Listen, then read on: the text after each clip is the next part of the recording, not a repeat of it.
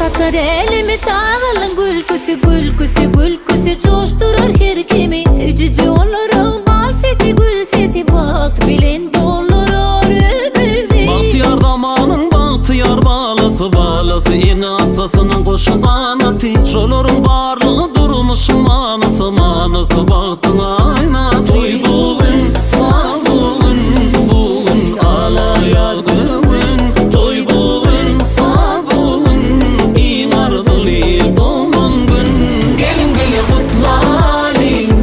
keramet verin cani doğum günü kutlayın kutlayın dilek batlı ömrü gelin bile kutlayın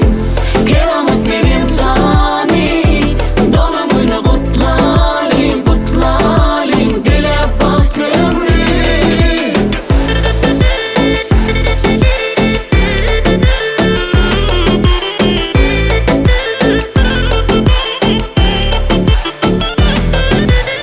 Gövünne şatlık, yürekte şatlık Şu dünyali her günümüz bolsun dede tatlı Yüzler yaktı, öyler yaktı Durmuş açılsın size elme damak baktı Baktı maşalası bahtiyar doğrum Mıdama bile yaşan söyün söylüm Kurşosun doğudun durmuş işindaşın öyüm Dünyası bolumsuz mıdama söygü Söygüde geçsin her gün, tücüce geçsin her dem Tez bile kalmak için gelsin baktığınız her yerden Görülmesin gen, baktığınız her dem Hasıl olsun bari bu kutluk sözlerden Sağda koşul, kutluk bilen sözde koşul Söygü bilen bize koşul gel aytmana yürekte Arzu bilen hani bileden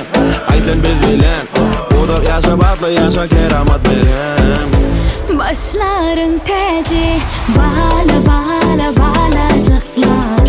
Gönlün sade bala bala balacıklar Doymak yoksa boşan füze yanacıklar Uduk yaşan batlı yaşan küçücük melekler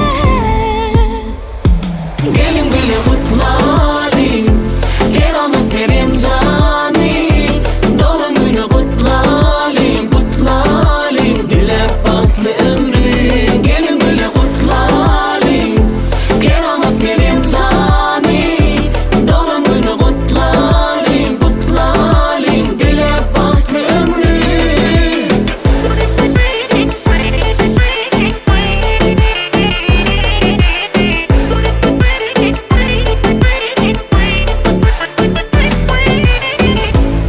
Biri ay, biri gün yaktı saçlarını Onur şadlık hem de soğun koşarlar toyguza